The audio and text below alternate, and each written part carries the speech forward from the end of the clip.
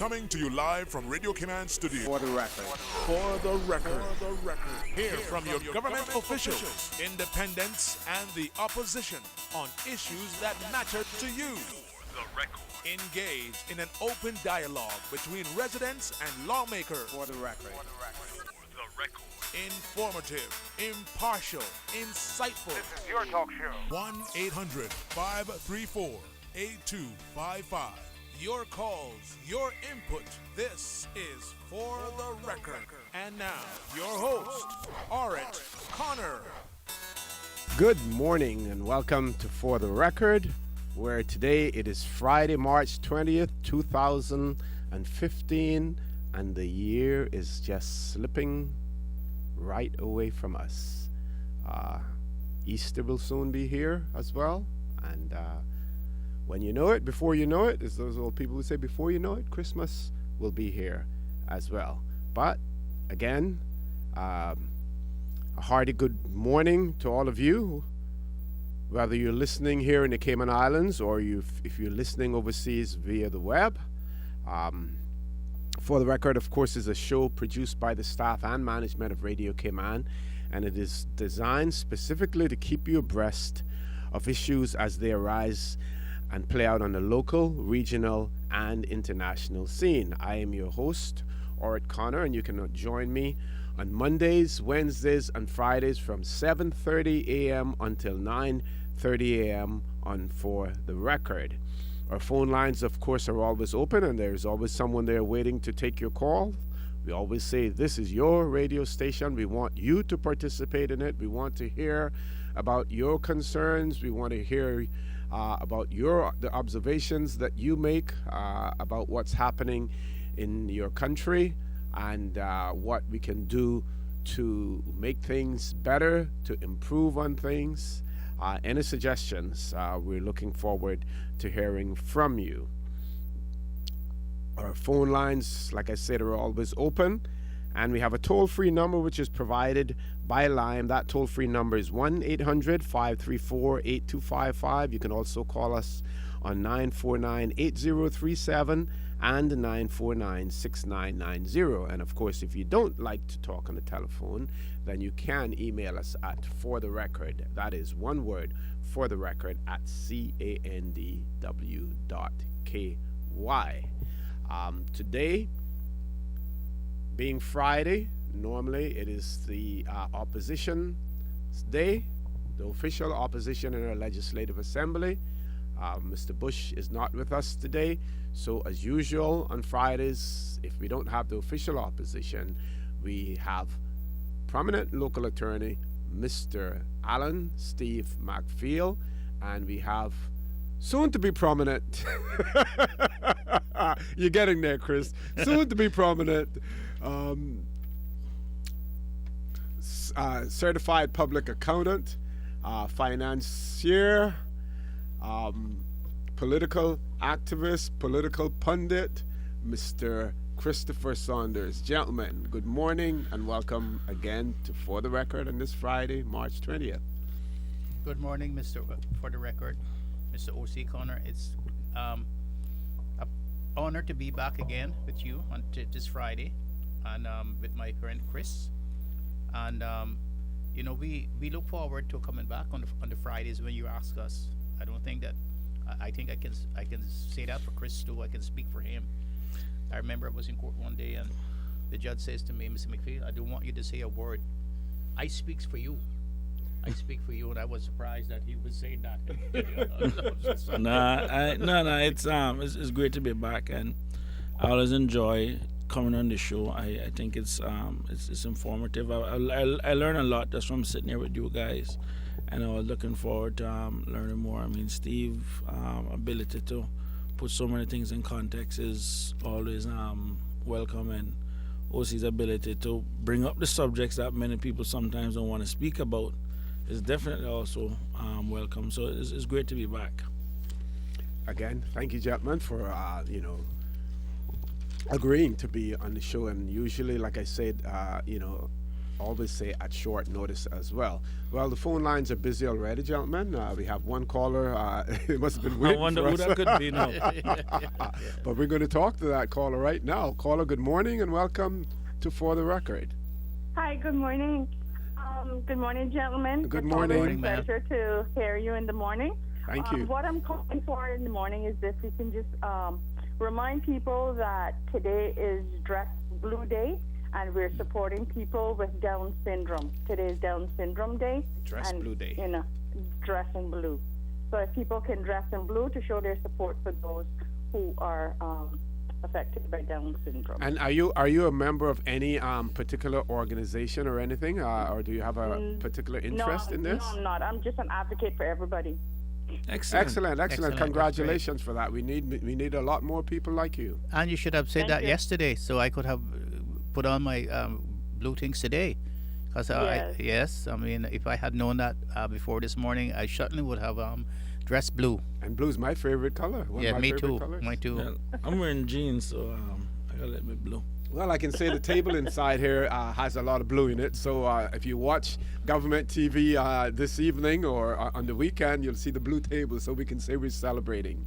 And our Okay. cameraman has on a blue shirt he's- as he's well. in So full we'll have to He's- take the yes. camera and turn it on, focus it on him. Yes. Thank you very much. Thank you very Thank much you. for Thank you, calling ma'am. in. Thank you. Have a good day. You too, Bye-bye. dear. Bye bye. Bye-bye. Bye bye. Well, gentlemen, that's a good way to start off. Yes. Positive. Dress blue. They dress down day for in support of persons with Down's syndrome, and we see a lot of people with Down syndrome who are able to transition and live Yes. productive and normal lives, and that is good. There were years when people like that were ostracized in That's right. society. Families took them and hid them, behind closed doors so that people couldn't see them. And I'm glad now that throughout the world we're celebrating everyone.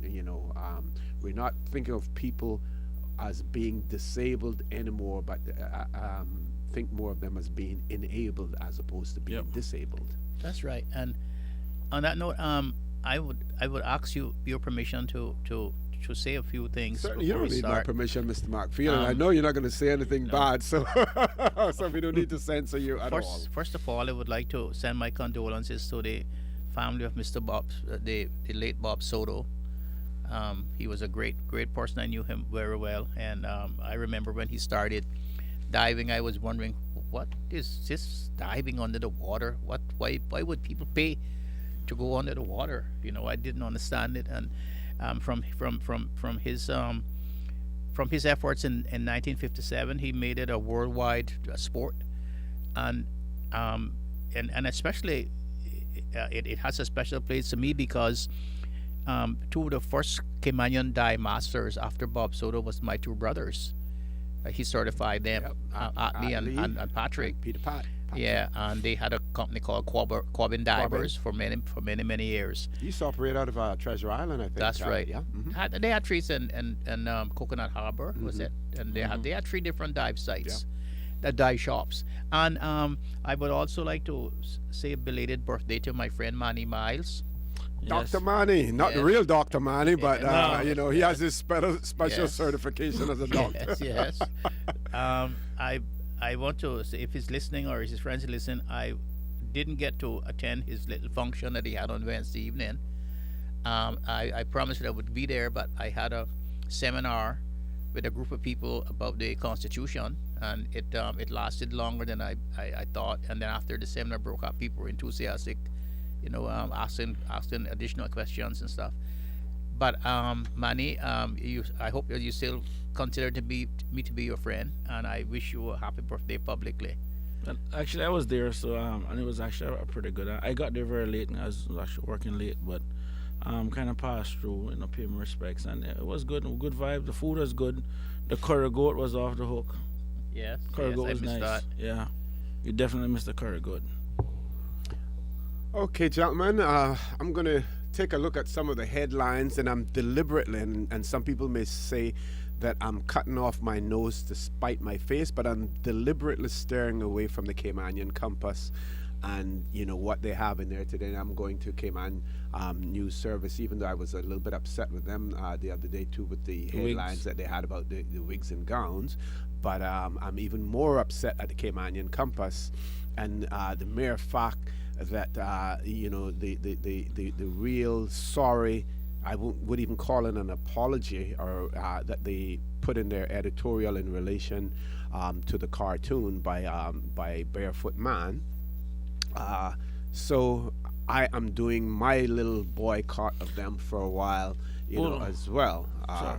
Go ahead, Chris. Before you steer away from that issue, I just want to say something on it.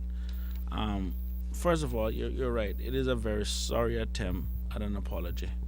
I mean, to even bring up the old Charlie Hebdo type thing, to even suggest that the people who oppose the cartoon is like some terrorist type Would people. resort to Yeah, that, I yes, mean, yeah, uh-huh. that in itself is poor taste. But what I'm about to say, some people may not like.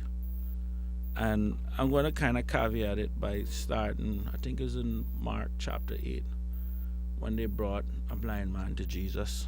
And Jesus asked the man, "How do you see people?" And he says, "I see them like trees." He took some spit, rubbing the man's eyes, and then asked him, "How do you see people now?" And he says, "I see them as they are."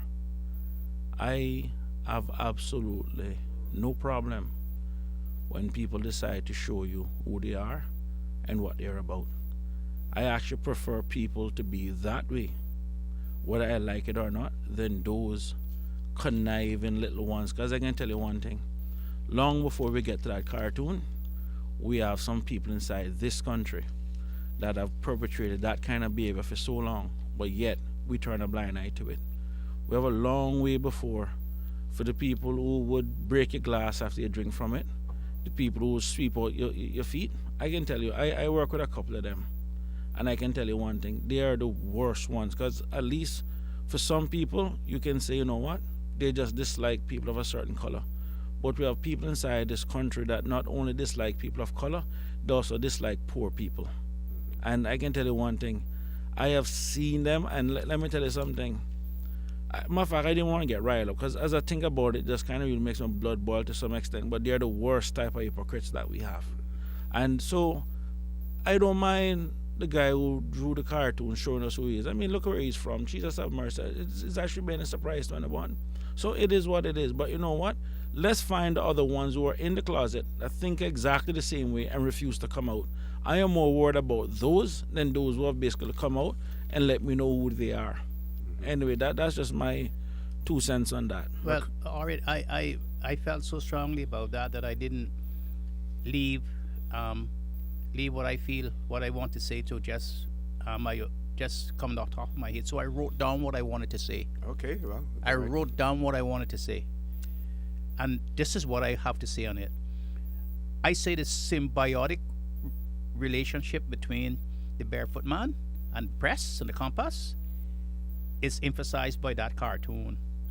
A family of exploiting monopoly and disrespect for the poor and other people in social deprivation. It is a serious touch of racial savagery that must not be left to pretense buffoonery. It's a blatant use of the newspaper to direct patent racism and class prejudice.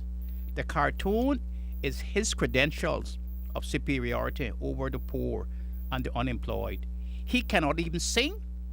He cannot play music. And if he didn't have white skin, he would be treated as another brick or slocum and would be relegated to a mop and pail or the grope and fail. He's a piece of work sucking from the Caymanian economic nipple. He has no intelligence ability, trying to get away with his closeted racism as journalistic menage. He has finally made his drooling racism as he gets drunk on his own racial vomit. He is a racist, a bubblehead, and is very lucky that time has changed, heal all historical wounds. And I guarantee that if he would not have tried this 30 years ago, I dismiss him as just another weak-faced satirical dandy. It's a good thing that men like me are not elected, because he would be out of here in a heartbeat. Yeah, if Jim Bond was around, he would be, That's what I have to say as about well. him. Folks, I want to remind you that you're listening to For the Record. I'm your host, Stuart Connor, and I need not tell you who are in the studio this morning with me, but just in case you need to be reminded, we have Mr. Steve McFeel and Mr. Christopher Saunders. We will be back shortly. Please stay tuned.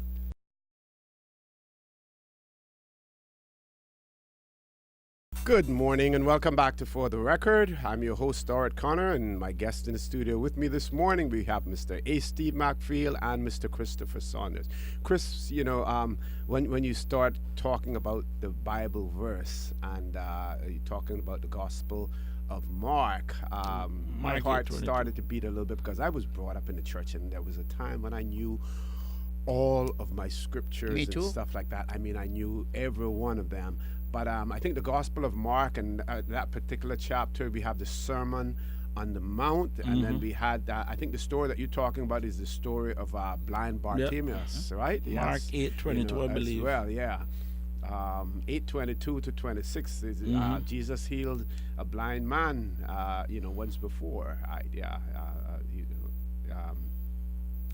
Structurally, 2 restoration site frames, yeah. So the story of blind Bartimaeus. Let's go back and look at the Cayman News Service. Before we go there, we'll do this one first.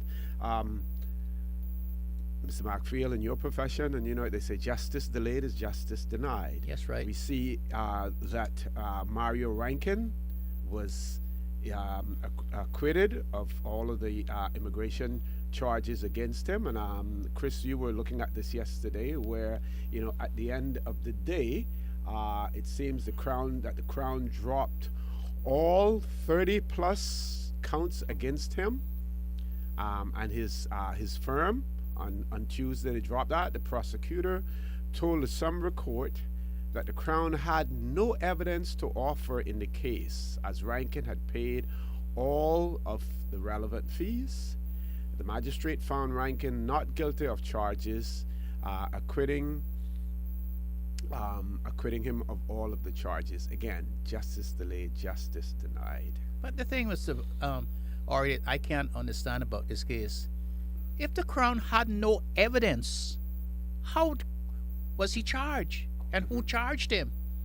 And I did not understand the ramifications of the case until when the matter was over, because I think there were people are reluctant to comment on cases while they're before the courts, because it's the whole matter is sub judice. But if you don't have any evidence in the beginning, because I understand now that all the allegations of him were false, because he had paid all his dues, had abide by all of the provisions of the immigration law before he was charged, before the investigation began. That all of those things were completed. So who gave the order to charge him?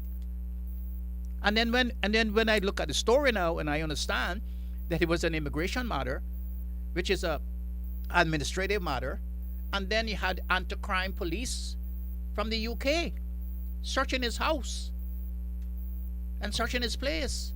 What did that have to do with it? What did that have to do with it? And it makes me, it frightens me to see what can happen to you, and how you can be destroyed socially and economically in your own home, and without any recourse. And let's add a little bit of spice to that. New Deputy Director of Public Prosecutions appointed. This is a press release from the government. The Office of the Director of Public Prosecutions is pleased to announce the appointment of Mr. Patrick Michael Moran to the post of Deputy Director of Public Prosecutions. Mr. Moran joined office on March 2nd, 2015. He's called to the Bar of England and Wales in 1997 and was practicing from the chambers at 15 Bridge Street, blah, blah, blah, going down the line. My point here is not really to highlight the accomplishments of Mr. Moran, but to highlight the if there's such a terminology, I have to go back in my dictionary, but the non-accomplishment of our Caymanians. What the few Caymanians that we have in the legal department, and we have some really seasoned lawyers there, and one that comes to mind who I have worked with, and I know of her professionalism and everything, Mrs. Susan Look Lawyer, Mrs. yes. Susan Bothwell. Yes, Bothwell. What is happening? You know, there may be a reason. Maybe she's doing something more important. I don't know. maybe she doesn't but want why to go is to that it? department. But I why don't is know. it that But Hold on. we need to have a see- Caymanian as the deputy. So hopefully, at some point in time, that person will be positioned at least to become the director of public prosecution. Are we going to continue to have key posts in our government in the Cayman Islands being occupied by non-Caymanians? And I say that, you know, in a loose sense, because, you know, a lot of these people have, you know, Caymanian status and everything that are in these positions, but natural-born Caymanians, then, should I say?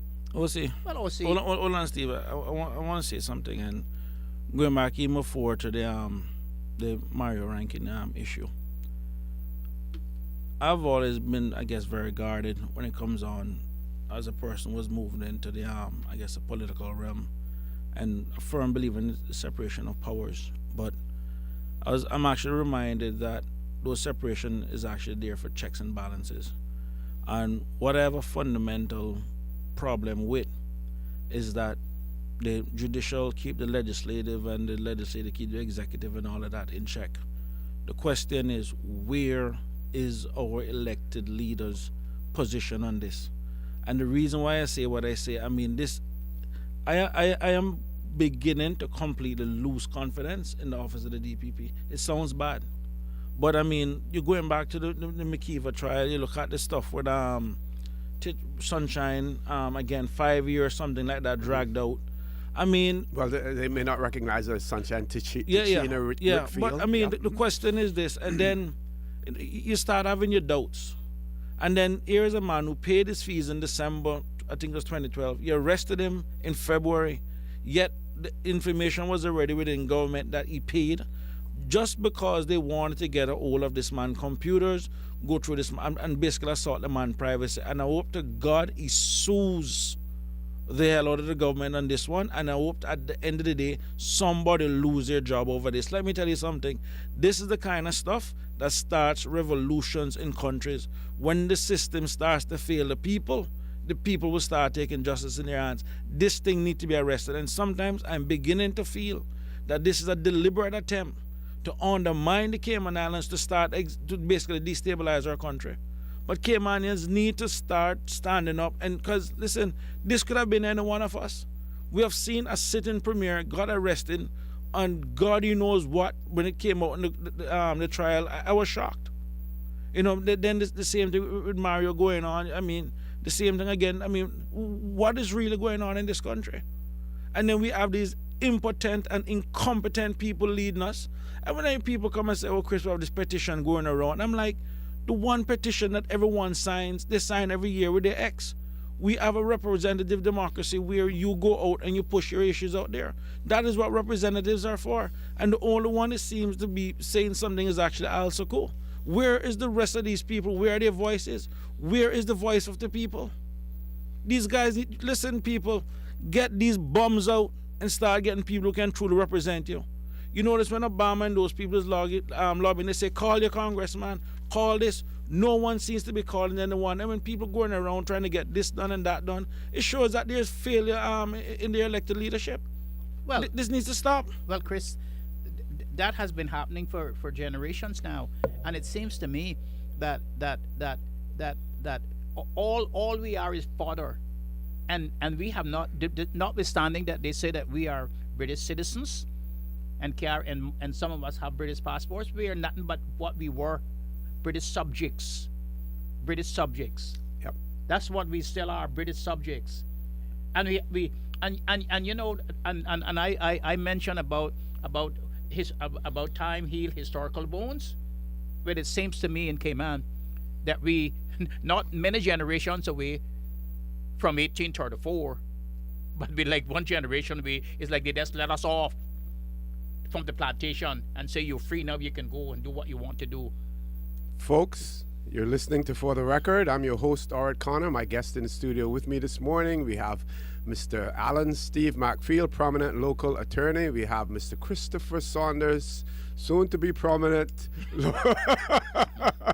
local certified public accountant, political pundit, political candidate, part-time domino player, and everything else. Please stay tuned. We'll be back right after the news.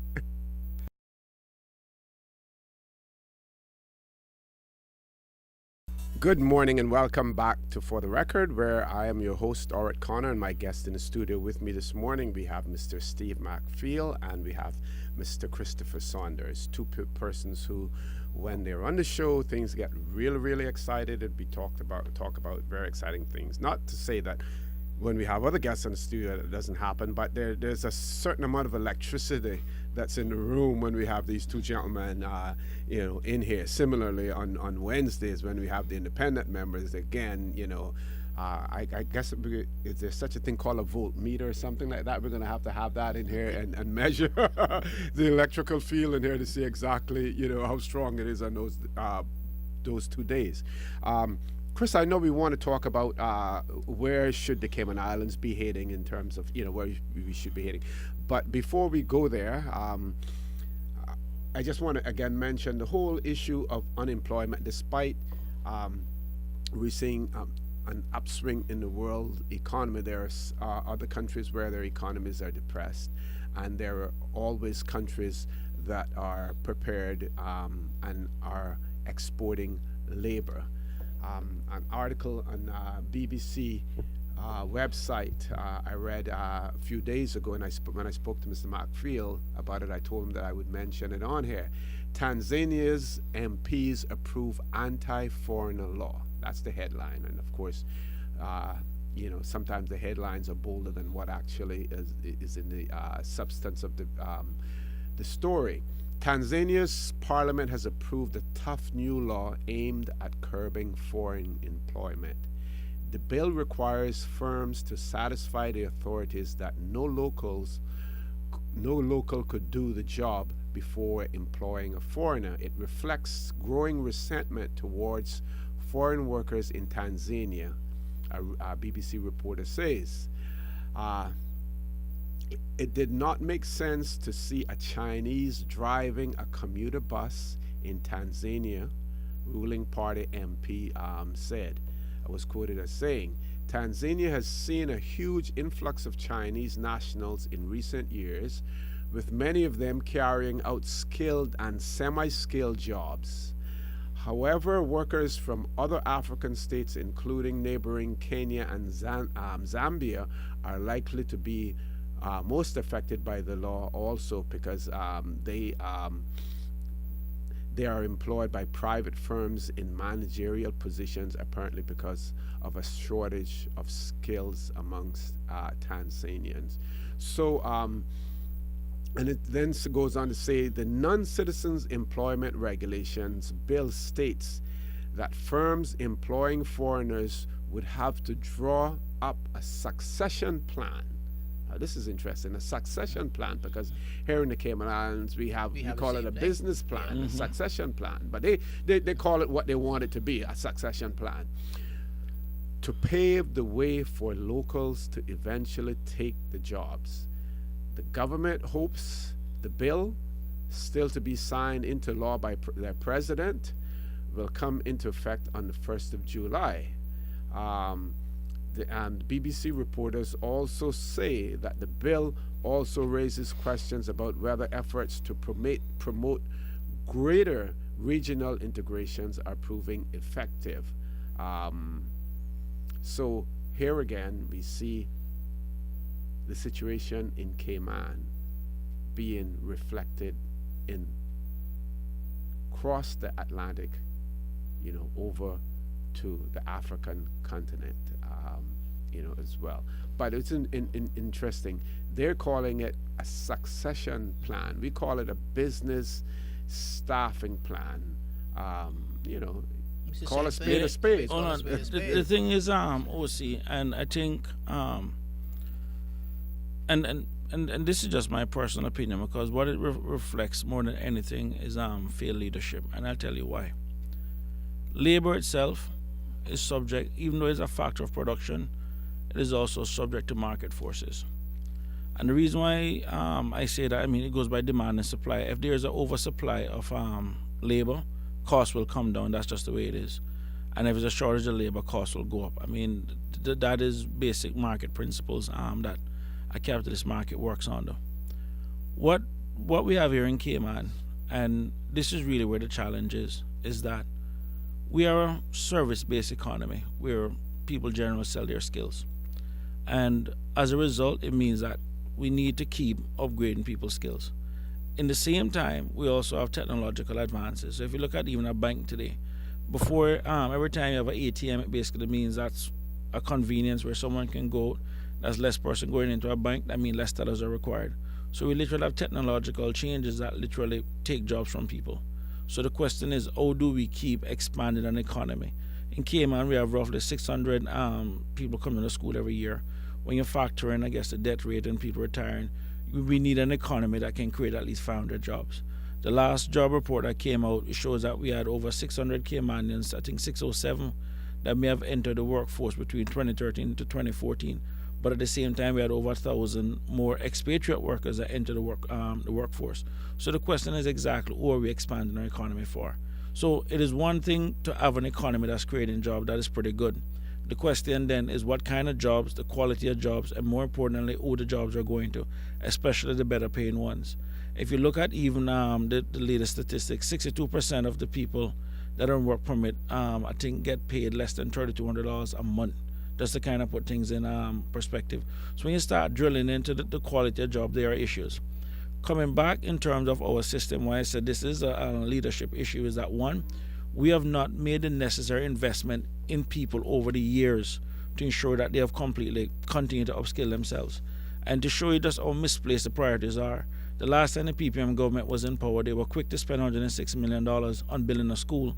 But now UCCI must be struggling to find $500,000 a year when you're paying way more than that on even consultants. So they don't mind building a building because that's a monument. But now when you need to build the infrastructure in terms of investment in people, putting a curriculum in place in people, and I'll ask people this, look at the years in which since you have left school and then ask yourself what programs have been put in place to ensure that you remain current in terms of the skill set, whether it be Microsoft, Excel, or whatever it is. You have people out there school 35, 40 years that have never been back in a classroom because we have a system that does not incentivize people, or there are no programs out there to incentivize people to keep their skills current. And as a result, you find people, as technology increases, they have a deficiency of skills. And unless you have companies, and this is where the biggest scam is, that we have turned around and convinced Caymanians, it is a company's job to ensure you, to train you up to take a job from expat, or the expat must train you.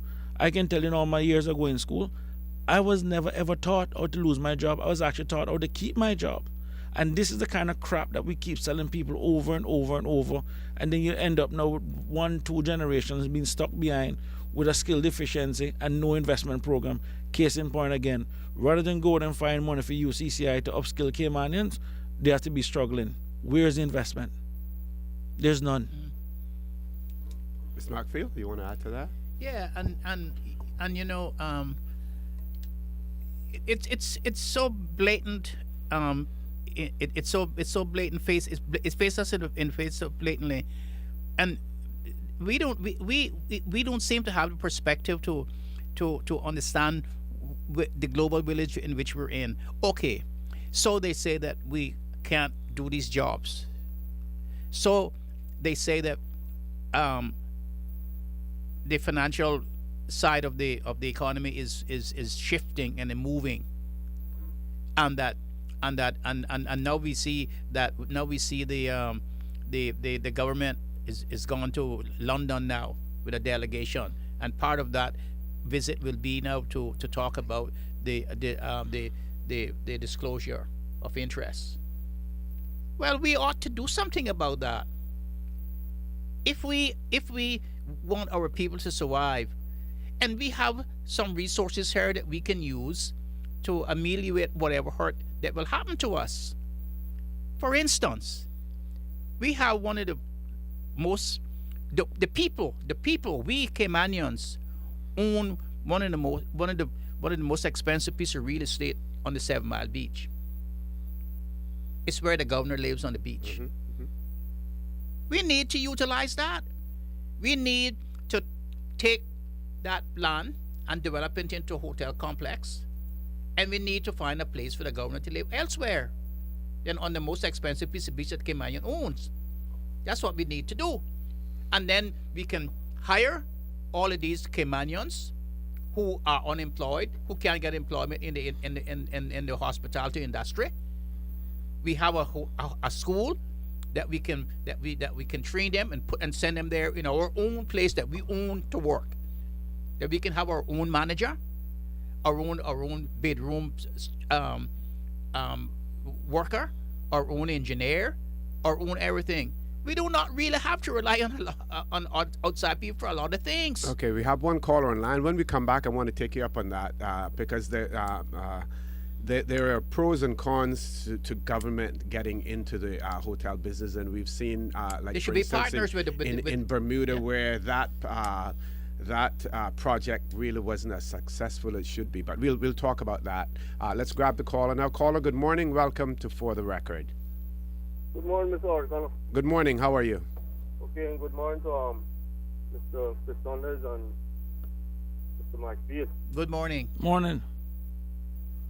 Yes, well, Mr. Roy Gordon, president of UTC, just brought down a gentleman from Pennsylvania who is the president of a college or university there. And from what I've read about Pennsylvania, they're one of the states in the United States that has the most trade schools built there. And when it comes to trade, we can't continue denying the fact that we need trade schools here in this country. When people say that they have things in place in order for young people to be trained on job sites, from my experience working in the construction, I mean, I just finished working on the watercolors on 7 Mile Beach. And the thing is, people don't have the time to train people on the job site.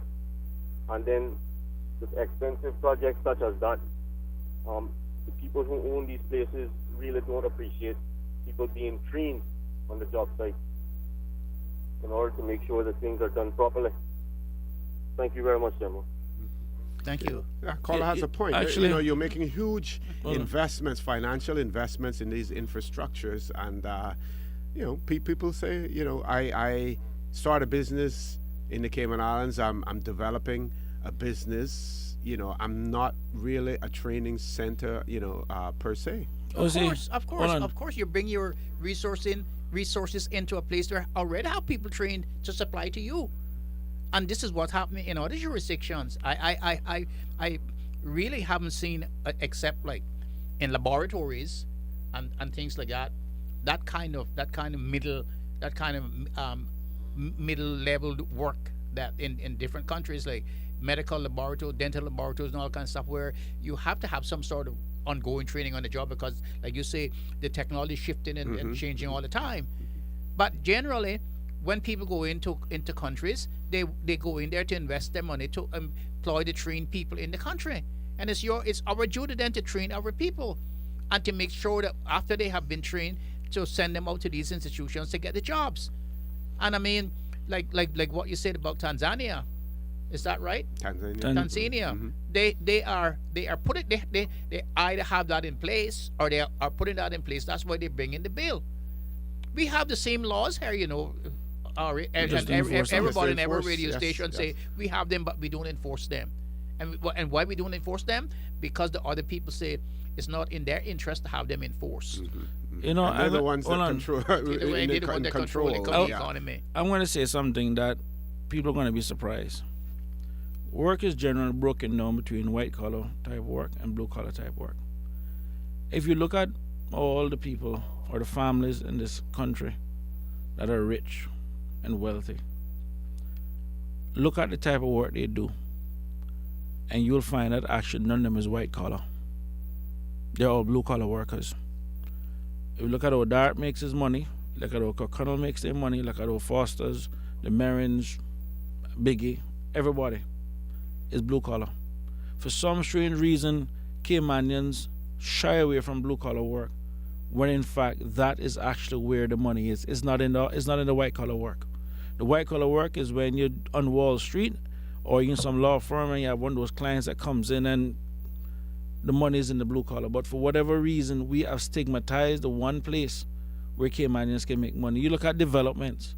For the amount of houses that are built in Cayman over the past 10 years, if more Caymanians were in construction, they would have been multimillionaires today. That's a fact. But for whatever reason, we shift our people away from that, and we have no interest in terms of training our people. I've listened from when I was a little boy, I've been hearing about trade schools. You really and truly think on a construction site, going back to what the guy just raised, from a safety standpoint, do you think you can have a novice run around in somebody's building with all these heavy equipment and all that kind of stuff? People will get hurt. You know what I mean? In the States, you have polytechnic universities. You have universities that specialize in this kind of stuff. But for whatever reason, we see plumbing, electrical, and all of those stuff. Right now, you got that's trying to get this school off the ground to teach people a trade. Can't get anywhere with it. And he's been extremely successful in that. Yeah. You know, a lot of his students that he had in the past have been placed in jobs now. We have two callers online. Paulie, we want to take the break first and then go to the callers. Folks, I want to remind you that you're listening to For the Record. I'm your host, Stuart Connor. My guest in the studio with me this morning, we have Mr. Steve McPhail and Mr. Christopher Saunders. And I want to remind you also that today is Dress Blue Day. Dress blue and support those persons who are living with Down syndrome. Please stay tuned. We'll be back shortly.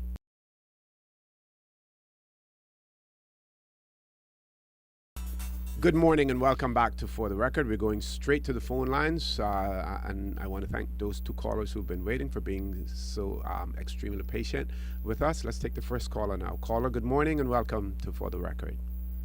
Good morning, gentlemen. Good morning, Miss Daphne. How are you? Oh, it's a beautiful day up there. It's beautiful. And I'm giving God thanks. I really am. Anyway, I'm listening carefully to your show this morning. The one thing that I am careful about as time goes on and I get older, we all get older, is to ask God for wisdom. As far as the government is concerned, we have the ins, the outs, and the would-be's. And it's everyone's right to seek for a seat in government if he or she wishes. But we have to be extremely careful as to the steps we take and the avenues we choose to get on a political platform or in the end perhaps gain a seat. I say this because I'm saying it from a standpoint of not only experience, but I've been watching extremely careful government for decades now. And it's good when you have a government in power that you can trust. And that's where I find myself right now. It's one thing to take over a government and get in there and get things done. People can say anything, particularly when they're trying to get a seat in government. However, having gotten there, you can get a lot done if your ambitions are not selfish, if there's not greed or quest for power, those kinds of things, which have no business in anyone's mind if you're going to run. It's a matter of thinking of the of the people, what the needs of the country are, how you're going to make it better off, not trying to put a wedge between the haves and the have-nots, but to do everything we can to get everyone employed, happy, and basic but important services in place. So many things, and you don't have that kind of time for me to go into all that. But I will say this. In May of this year, the present government would have been in for 2 years. I think if they started to list what they've taken care of, now mind you, in back of your mind, you need to keep this. It's one thing to get in and get things done, but when you also have to clean up a mess, then try to get things done, it's a very huge challenge indeed. But Ms. Daphne, with all due respect, that's fine. But when parties, and I say this on for all parties, when they publish a manifesto before an election and tell you exactly what they're going to do, there should be no guessing game when you get into government in terms of what you're going to do and how you're going to do it, because you need to know all of those things before you take over the reins of government. Don't get in there and say, oh, I didn't realize that it was this difficult to do this or to do that, because people hold you to what you say in your manifesto. I agree with what you've said. I agree with what you've said, sir. But on the other hand, once getting there are things that you don't know until you get there. Not everything, but there are some things you don't know.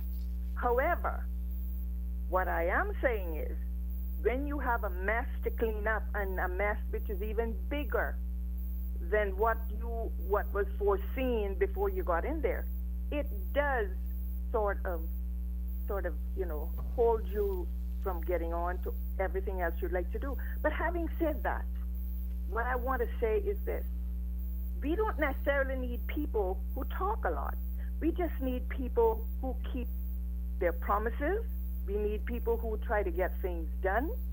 We need people who are not looking out for themselves necessarily, or the ones who help them to get into power. We just need someone who says, listen, this is my country. I'll do everything I can for it. I'm going to be real. I'm going to be consistent. I'm going to be as productive as I can be. And one thing that I've learned in checking out, even with the present government, for instance, Mr. Al-Saku is really, truly trying his best in the area of the unemployment situation and finding work and so on and so forth. Mm-hmm. You know that Mr. Winston Connolly has been working really hard to assist in certain areas in the league for the legal fraternity. You are well aware that of the progress that's being made within the area of tourism and in the financial industry, which are two of the main pillars of our economy. Now, when you see gains and when you see improvements and when you see things happening that wow, this is certainly so much better than what we had, you don't refer to those people as individuals who are not getting things done, because not only are they getting things done, they are keeping their promises in the manifesto.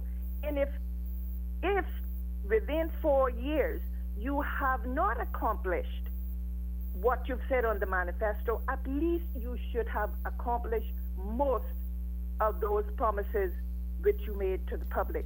So today, using things like words like calling individuals bums and we need to get them out, and we need to, what I found out about this government, why they're getting things done, including Mr. Connolly and Mr. Saku, these people are working together. I don't need every person up there fighting for labor, or don't say fighting. I don't need everybody out there being a spokesperson. I just need to know that behind the scenes, these individuals are working together. Thank you very much, Ms. Daphne, for that. Thank you very much. We ask you to leave us there. We're going to go to the next caller. Caller, good morning. Welcome to For the Record. Good morning. Good morning. How are you? I am well. I'm going to call a few names, but I'm calling them in a positive way, so I hope I'm allowed to do that. Go right ahead.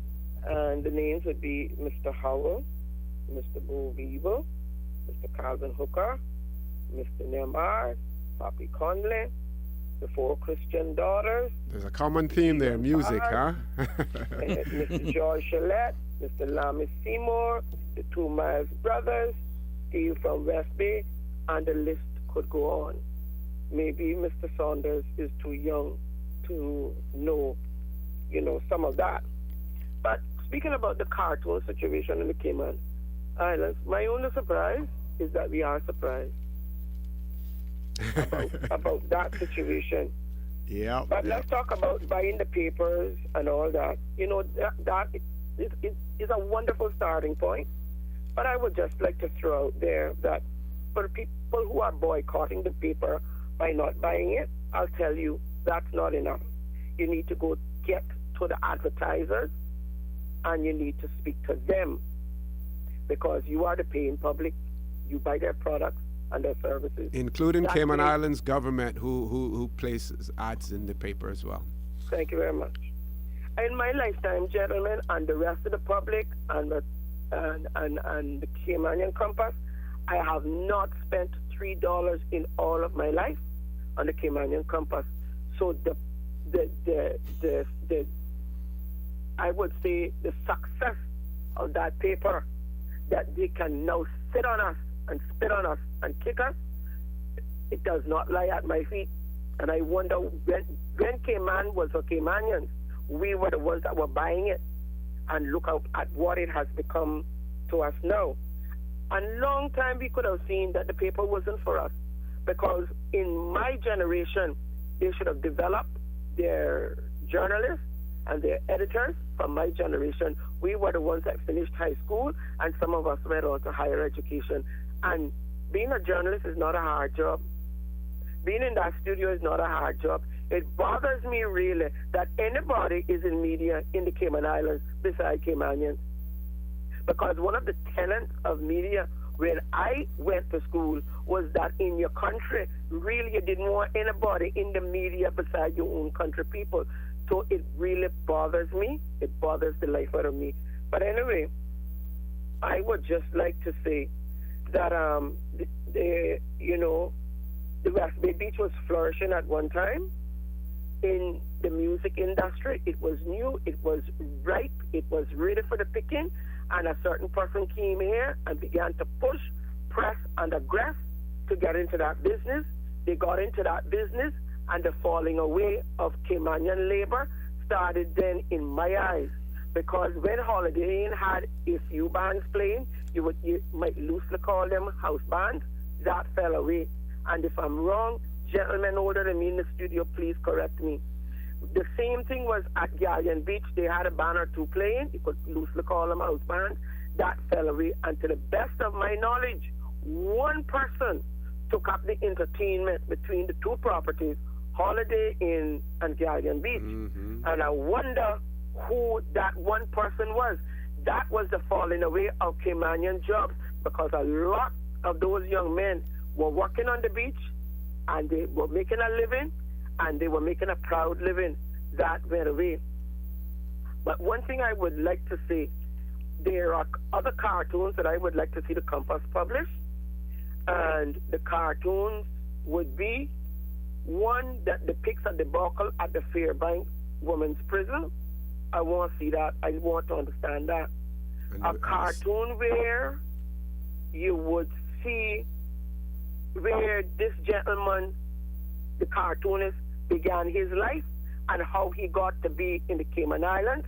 The old people used to say one hand in front or one behind, or in a nicer fashion, one pants and two shirts and barefoot.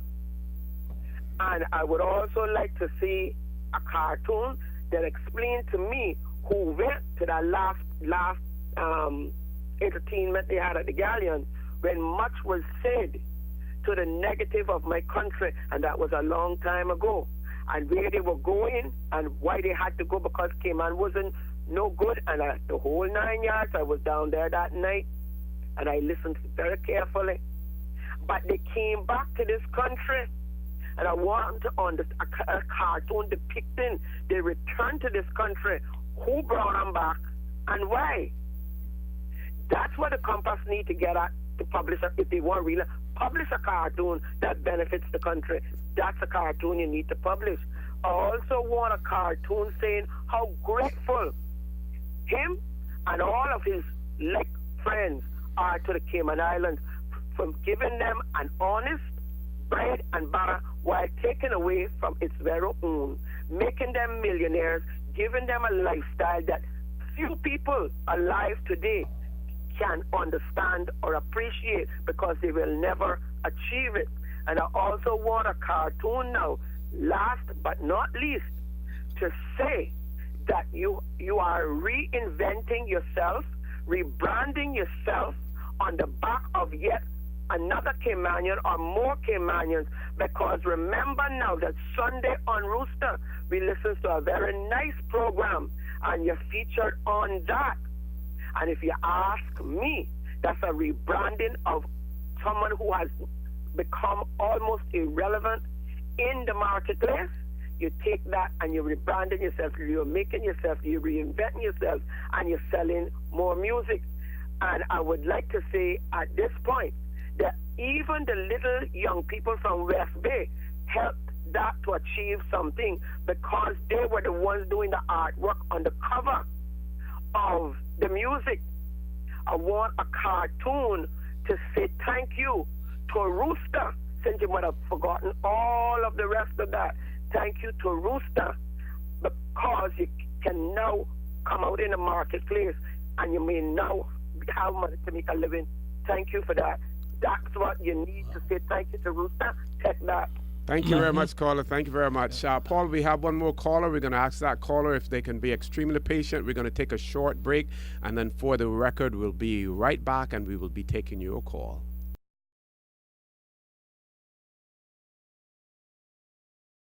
Good morning, and welcome back to For the Record. We're going straight to the phone lines again.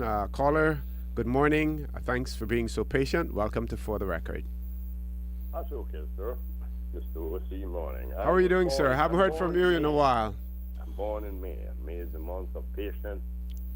They always said, so my father. And my old boss, Mr. Pineda, always said, the blessed month of patience. He's long gone home now. Boss custom. Gentlemen, listening to the lady there, I remember several of those musicians, and I often wonder why radio came. Morning to Mr. Maxfield. Good morning. Good morning, Nick. Forgive me for not mentioning your names. Sorry. Because it means a lot to me listening to both of you. The sound will all be young, but certainly filled with knowledge and passion here and all this talking. Yes, I remember them. I just wondered why they don't play more of Phillips Barton, because a great guitarist from West Bay. He helped Barefoot Master a lot. Helped put him on the map, so to speak, or the start. And he made a great little song, Phillips Calypso. I can't remember ever hearing it play. I know you all play a lot of music radio Cayman there from the local scene. Dalmeen and my great friend is gone home to McCarthy Anderson playing, because he played all the beat guitar for most of the beat songs. Anyway, what I wanted to say was McCarthy Anderson. A very unique style, yeah, very unique. The issue is, and I know it sounds like a broken record, what I keep saying is this: we have to remember we're a crown colony. And when you say our government and my government, it's not completely true, because there is another government involved, the colonial power, and they have more power because they're appointed representative here. Has more power than our 18 elected representatives. That's the awful truth, is that we pay the salary. Yeah. Because they can disallow the laws. Sure, yeah, above the law. It seems so. Even the courts, they instruct the courts what to do. We have a situation where we paid for a police investigation.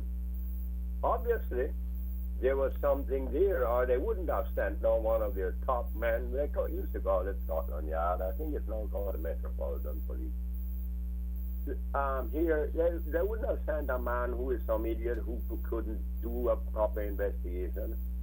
When he continued, and there were obstacles and there were changes, but when his report was finally supposed to be in and given, we see where that it was suppressed. There were excuses, there were all kinds of things by the appointed government, which we have always had an appointed government, but we always had an elected government.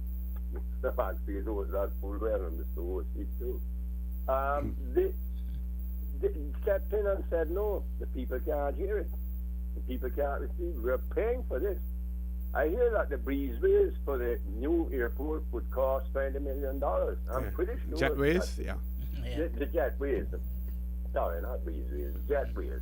They're collapsible on their accordion type. There are different prices on that. But this Tempura case has cost probably now is going into the region of $20 million, and I don't think it's ending. I'm not privy to anything more on it. I know Mr. McField used to OC, Mr. Saunders would know a lot more than I know about where that's going, but it is still continuing. But the point I'm making is we, the people, our elected representatives, cannot step in and say, let's stop this now, since the people can't know why we're spending their money when the auditor general demands that we know why we spend $600,000 or $50,000 or $38,000 for our elected representatives, but we can't know why they're spending the people's money in the tune of $20 million. We don't even know if there's any value for money, which is the usual terminology we use it.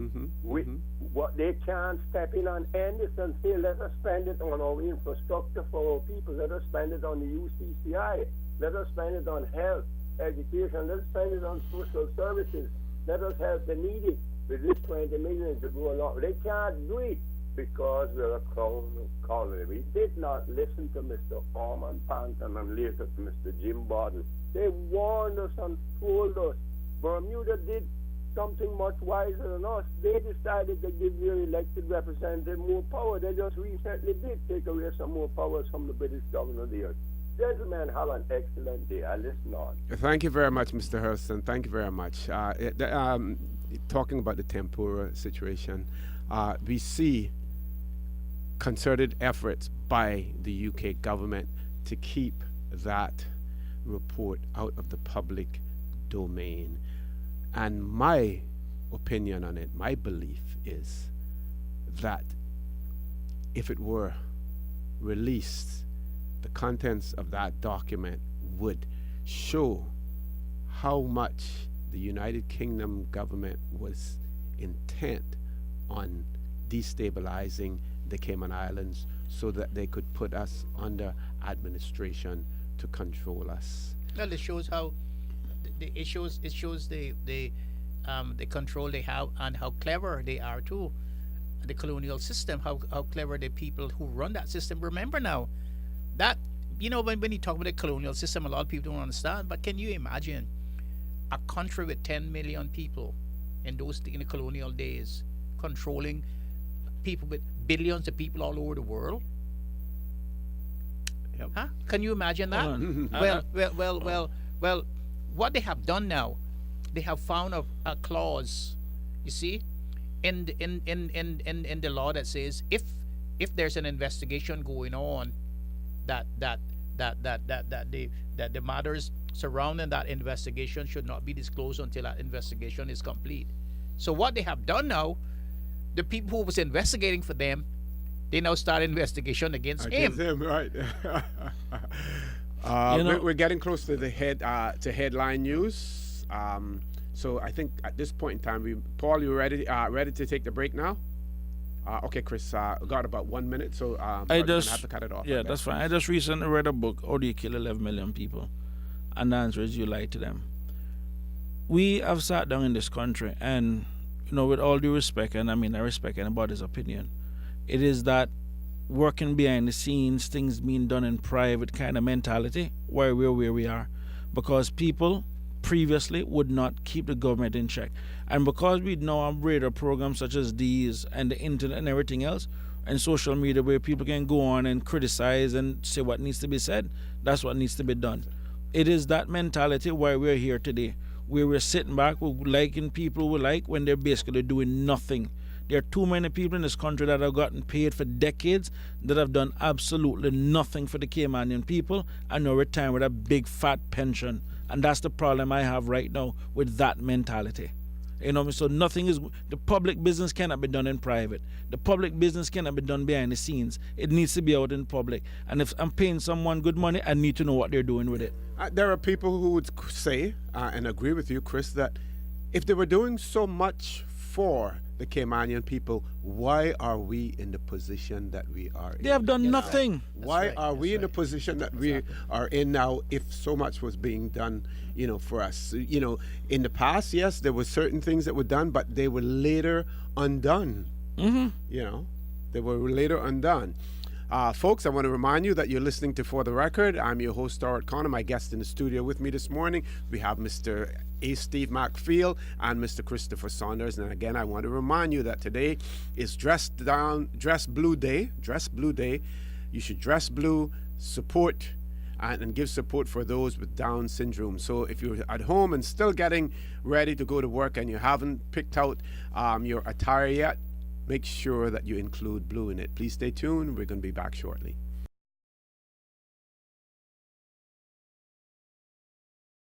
Good morning and welcome back to For the Record. I'm made to understand that we have a queue on the phone lines there, so we're going to take that queue right now. At least 3 callers waiting, and we're going to ask callers to try to be as brief as possible. But we want you to get your point across, but try to be as brief as possible to take into consideration that we have other people, holding as well, and we have less than half an hour left. First caller, good morning and welcome to For the Record. No caller there, Paul. Caller, good morning. Welcome to For the Record. Nothing. Good morning. Good morning. Good morning. Welcome to For the Record. Yes, ma'am. Good morning, Mr. O.C., and good morning to Mr. Maxfield and Mr. Chris. Good morning, dear. Saunders. My 3 favorites on the radio. Okay. Listen, I need to say this about the tempura that Mr. Hudson was speaking about. Yes, ma'am. I shouldn't say do you all. I know that you all got not only 6 cents but 7 cents to remember who have been saying for ever so long that the UK, which I say it's England, don't mean us any good. Do you all remember that? Yes, ma'am. Certainly do. An individual that says those things? Mm-hmm. Yeah. Anyway, that's beside that point. That's why we're not getting no more out of. That's why we're not getting none more done about tempura. But it's just spending money on it. About the lady caller before Mr. Holston, she said more than a mouthful. But I know if she got a little bit more that she can put on, she will put it on, because Radio Cayman do not give you no limited time, like 2 minutes, you understand? Mm-hmm. And I just lost my trail. I was hanging too long. But listen to me now. I want to have a good weekend. Hear what I say? Thank you very much. Thank you very much, and you do the same. I listening all the time. Please continue to do that. Let's grab the next caller. Caller, good morning. Welcome to For the Record. Good morning, Mr. O.C. Good morning, Miss Georgette. How are you? This is Georgette Deepine. Good morning to my dear friend, Mr. Steve. And good morning to Mr. Chris. I've never met you, Mr. Chris, but I know all your family, and you come from a wonderful family. Good morning, ma'am. Good Thank you, morning, Miss Georgia. Morning. Your aunt lives right across the street from me. Okay. I just have maybe 2 questions for you. Yes, and ma'am. before I forget the manners my mother taught me, I hope all 3 of you are well and that your families are well too. Yes, Thank you very much, yes. ma'am, and we hope the same for you and Yes. yours. Thank you very much too. which one of the three you could tell me the students that graduated from the high school last year, those who didn't go off for further education, have any of them found jobs? And I'll when I'm finished asking questions, I'll hang up and listen. And we both are all three of you, and I too know that we're almost in April, and before you know it, it's going to be another graduation with hundreds of students coming out. Some will go off for further education if they so wish, or if their parents can afford it, or they get scholarships. And others will be here on the island needing jobs. And I will wait and listen for the three of you, whatever answers you can give to me, because it just about breaks my heart when I think of the many Caymanians on this island now of different ages and with all kind of qualifications, and those who don't have many qualifications but are willing and able to work. It really concerns me, and I hope and pray that soon there will be no person on Grand Cayman who is able, willing, and qualified to work who isn't working. May God bless all three of you and your families, and have a wonderful and a safe weekend. Thank you, Ms. Georgette, and the same to you as Thank you, well. Before we answer Ms. Georgette's questions, which are pertinent, very pertinent questions, we're going to take the next caller. Caller, good morning and welcome to For the Record. Good morning. This will be very quick. Someone did bring the question up about the cartoon in the paper. I would like the person who did that cartoon to take note of one thing. The young man did have on shoes and socks. He also for the basketball, at least he was being productive in one way or the other. It seems to me, and I hope that there wasn't some sort of very sneaky way here, of a subtle way of the cartoonist saying that the reason, or all that Caymanian young people, or the main thing that Caymanian young people have in mind is sports activities. Because if they can't find work, I'd much prefer that they were involved in good sporting activities. And, and we know that quite a number of them have the problem with overuse of smoking marijuana. But I will say this, that they were at least involved in something which was wholesome and productive if they were playing basketball. This cartoon, believe it or not, portrayed a lot more than meets the eye at first, and I would like very much if the cartoonist would give the Caymanian public some answers to all the questions that have been asked on radio concerning his being here, what he has done, how he got here, the people who work with him, where they are now, and what have they got by working along with him. And last but not least, what was the last time he did a hard day's work at $3.50 an hour? Thank you, gentlemen. Have a good day. Thank you very much, caller. Yeah, the cartoonist has been extremely silent to my knowledge. We haven't heard, from him in that regard, and I don't believe that we ever will as well. One more caller. Caller, good morning. Welcome to For the Record. Good morning, gentlemen. Good morning. Good morning. Good morning, ma'am. How are you? I'm okay, thank you. It just saddens me, like some of your callers have said, to know that we're getting children, young people out of high school again in June, and do we see any jobs for them? What are they seeing? what kind of future are they seeing?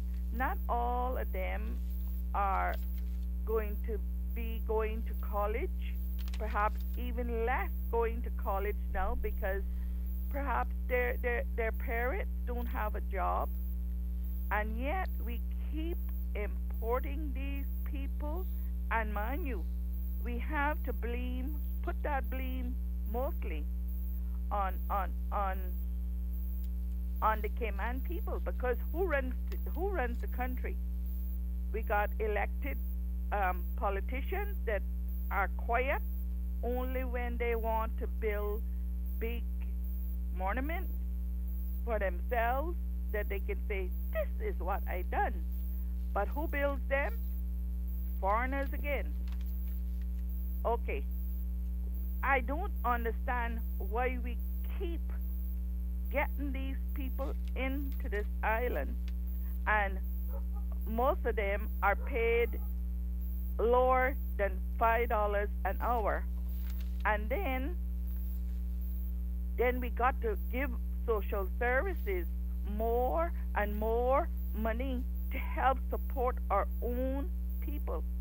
I reckon. Well, I'm not sure that I agree with you about giving them more and more money, because that's usually the area that is first cut when when it comes to budgetary issues. But Mr. O.C., you do agree that is our people in line to go to social services, then most of those people that are in line could have jobs in our own island. Yeah, I keep saying that it's an indictment of our society of the Cayman Islands that we will bring people in and employ them, and we have our own unemployed. It is an indictment on this society when you have a population of under 60,000 persons and you cannot solve the employment situation for your own indigenous people. And especially when your people are in a economic state where they can afford to buy food, but then they can't afford to pay the electricity. They can afford to pay the electricity, but then they can't afford to pay for the water to wash their skins and to drink and to bathe It really is a criminal act, really. And a lot of our people simply don't believe that our elected leaders are really interested in helping them, or that they would know what to do in this situation. For me, I try to counsel people. I see them every day turning up to my office for comfort, for counseling, to hear what abuse I have. I can't help them because I am not an elected person, and I don't have a lot of money, and I don't own millions, and I'll tell you, ma'am, if I had known that my country, that the people in this country would have been relegated to such a situation, they're not even hewers of wood and drawers of water anymore. They're just discarded on the wayside. If I had known this many years ago, my life would have taken a different turn. It would have been a different road I would be taking. But it all goes to show that in this global village, that there's two classes of people, that those that have and those that don't have, and those that have does not care about those that don't have. And this is not going to stop until when the people themselves, the poor, the underclass, the people who do not have work, the people who are unemployed, get together and change the situation. If what I'm saying today is only probably lip service, but I can tell you it's not going to change until they change it. As my colleague was saying today, it's those people who come out of your colleges and universities that are going to change the situation, because the poor really don't change things. The poor is always scratching out from morning to night to find food just to survive. It's going to be those other people who change the situation, and I hope it's come soon. Okay, let's go back to our caller though. Let's go. Caller, you still there? Yes, sir. I'm still here, and I quite agree with Mr. Macfield, except for one thing. you know better than I do that we're getting people out of college, universities, with master's degree, Caymanian people, and their questions and their antagonized, I would have to say, when they apply for a job, they still can't get jobs, Mr. McDeep. They still can't get jobs. We are known to be peaceful, law-abiding people. Well, most of us, some of the older of us, are law-abiding people, which you'll find in any country. But the thing is that the educated young ones that are coming out now are getting so discouraged. They say, I can't take it anymore. So they leave the country and go to another country where they can find work, some sort of employment, whatever. And then we can't rely on them anymore. I mean, down here in West Bay, where I live, I've been seeing cars driving up to the public beach, the 7 Mile Beach, and the West Bay public beach, and children getting out of cars with uniforms in their hand. I mean, little children. It gets me so that it's heartbreaking. It's really heartbreaking. Uniforms and a towel over their shoulder, going to take a bath. Do we even know if those children even had something to eat before going to school? Do we know that? This cannot be happening in Cayman. Right, not such affluent society that we have. A caller, I'm going to ask you if you could leave us there, though. We have to take a break now. We still have one more caller online, so please stay tuned. We're going to be back shortly.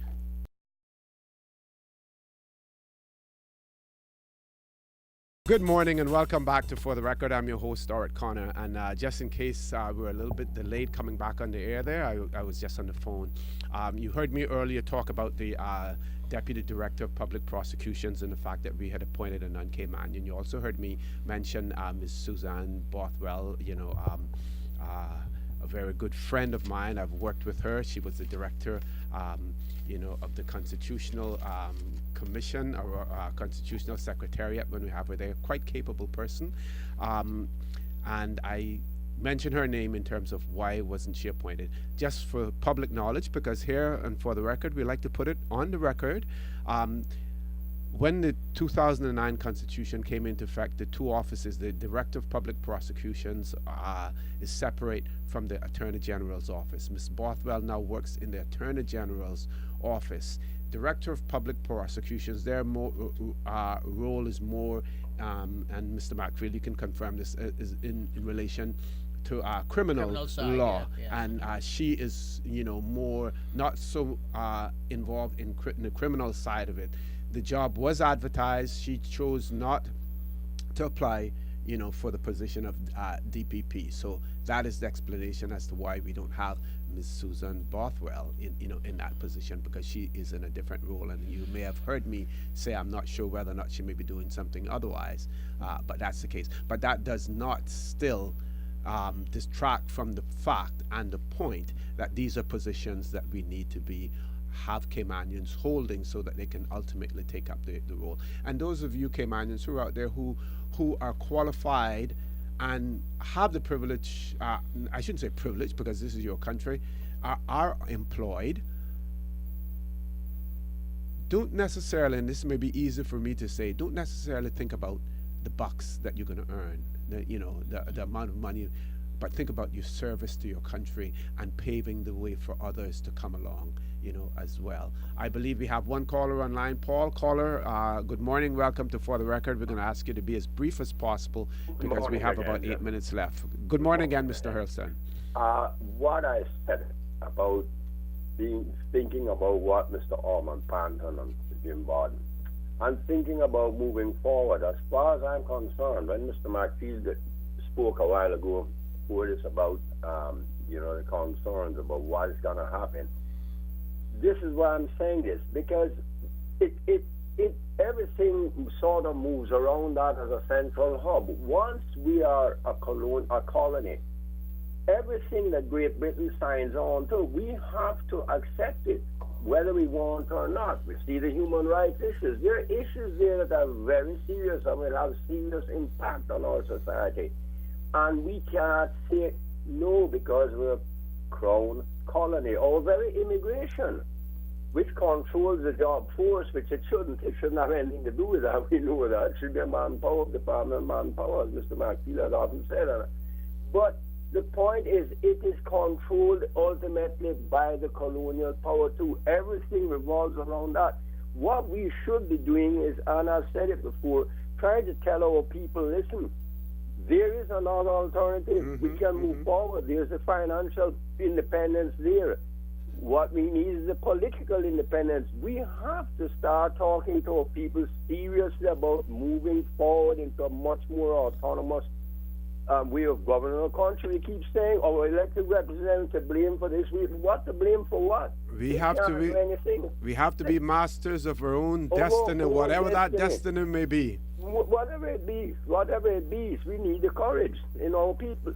And to tell our representative, next time you go to London, start talking to them seriously. If we can't get some more for ourselves, more powerful or elected representatives, then there is another alternative. We have to start thinking about it. We're not going to be able to remain like how we are. I think Mr. McField is giving that kind of warning. I'm sorry if I'm misinterpreting what you're saying. But if we can't get a piece of the pie, that's all we're asking for. We're going to demand the whole pie one day. Thank you very much, gentlemen. Thank you, Mr. Hurston. Gentlemen, we have about 6 minutes left before they're going to shut us down. Chris, I know we haven't been able to talk about the direction, but at the same time, indirectly we're talking about it because we know where we're going if we don't, Going back, first of all, I can tell you right now, the lady before that called about those young kids, that one had really touched me. I won't lie there. And the thing about it is, I think Arden said it best, you win elections by visibility, measurability, and tangibility. People want to see things. The part that people don't see is the inside of what it is that makes a person feel good. My son, a couple of weeks back, had an internship at DMS. 14-year-old. Every morning he was bright, dressed, ready to go. 1 week, he got up, and every morning I'm driving him down, because the school were actually out with just he and I in the car. The look on his face in terms of I'm going to a job, I feel like I have a purpose, I feel like I can do something. And even his last day when he was leaving, he actually cried. He was just so sad. For 1 week, his life had some purpose. The first judgment that God passed on man is you're going to eat your food by the sweat on your brow. And we're denying people that. The problem that we have in this country, and listen, this ain't the UK to blame for our immigration problem. We have created an immigration system simply because the government has become so dependent on immigration revenues. And people know that, and expats know that, and many people know that. They don't have a sensible immigration policy. Politicians I will tell you as a politician, the most valuable thing you have is an X. I have never seen a government burn up the entire political capital passing an immigration law for people who can't vote. That is unheard of even in any political school. You just don't do that. You go for what's best for your voters. It's as simple as that. But this is what the problem is. I will say this much. We want to run a capitalist system. Let's take actuaries. An actuary work permit costs $15,000 to $20,000. How many Cayman actuaries we have? None that I know of. But you're going to charge $15,000 to $20,000. Why not turn around and charge $1,500 for that actuary since we don't have any in supply? But for the jobs that we do have Caymanians ready for, charge 20,000 work permits. Entry-level position, no entry-level position in this country needs to be held by a permit holder. And if it is held by one, that permit should cost $15,000 to $20,000. That way, they're really good. Let the market system work. You want to run capitalism? Make capitalism work the way it's supposed to work through demand and supply.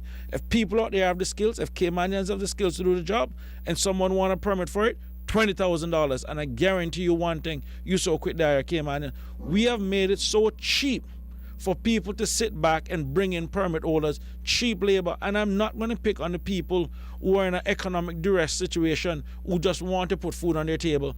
I don't have a problem with a man leaving 14,000 miles away to come sleep on the floor just to make a better life for his family. That is human nature. That is sacrifice. What I do have a problem with is the man who chooses to take advantage of that man's economic situation. But no, instead, we put these people on pedestal. We call them titans of industry. We call them captains of industry when they're nothing more than exploiters. And let me tell you, the next issue we have in this problem more than anything is underemployment. We have Caymanians right now that are doing jobs to which they should not be doing. They should be doing more. And as a result, we have qualified Caymanians doing entry-level work that is actually keeping the less skilled Caymanians from doing those entry-level works. We need to start moving our Caymanians upward in corporate Cayman. 50 years right now we have had a banking industry, and literally not one Caymanian we can have since Irichism left that has been a CEO of a bank. Okay. This is madness. Okay, Mr. Markfield, we got about 3 minutes left. Your turn. Well, I usually like to keep within my perimeter, the law, and I say the Constitution is there, the law is there, the immigration laws are there. The Constitution says this: every person, every Caymanian has the right to employment, to life, to work, to shelter, to education, to food and water. It's there, written in the highest law of the land. We have to start taking that very serious and do something about it. I try to counsel people. I had a seminar last night Wednesday night with some people, trying to explain to them their rights and what Constitution means. I cannot do much more. I'm not an elected person. I don't have any money. I'm not a millionaire. So I can't big donations to people. But people are going to have to use the last effort that they have to change the system. They count. They have their X, which is very valuable. And it's if they can endure till the next couple of years, then they can exercise the power that they have in them. In the meantime, they have to agitate their government to have a better life for them and start pushing the orthodox envelope.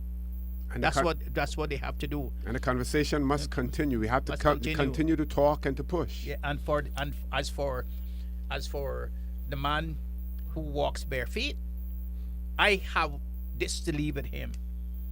Your racist kite ain't flying in this country.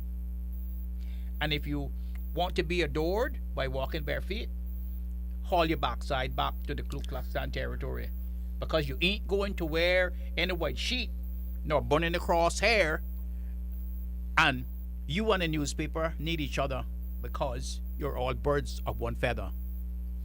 Folks, you've been listening to For the Record. You heard it here on For the Record. Talking about the unemployment situation, there are some who may question, the numbers and where are all these people? Where are these unemployed persons? Where are these persons who are having their lights cut off and their water cut off? Where are they? They're out there. You just have to look for them, because sometimes, our people are proud, and they sometimes will not come to you and tell you exactly what it is they're enduring, the burden that they're carrying on their shoulders. But if you go out there and you look and you inquire and you keep your ears close to the ground, you will know about them. You will understand. I want to remind us that we are our brothers and our sisters' keepers. There is always someone out there who's less fortunate than we are. I ask you to extend a helping hand to them. And if you don't want to do that, then give to a worthy charity, a charity that will ensure that those donations will go to those for whom it was intended, who actually need it.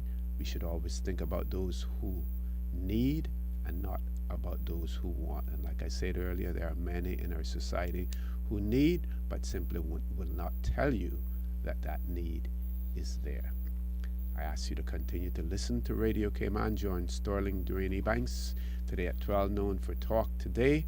Continue to listen to your radio station. Continue to listen to For the Record, where we give it to you straight, extremely straight. Sometimes it may not be palatable, it may not be what you want to hear, but someone out there wants to hear it as well. We thank you for always calling in and expressing your opinions, expressing your feelings, because that is how we get to know the pulse of the people through you.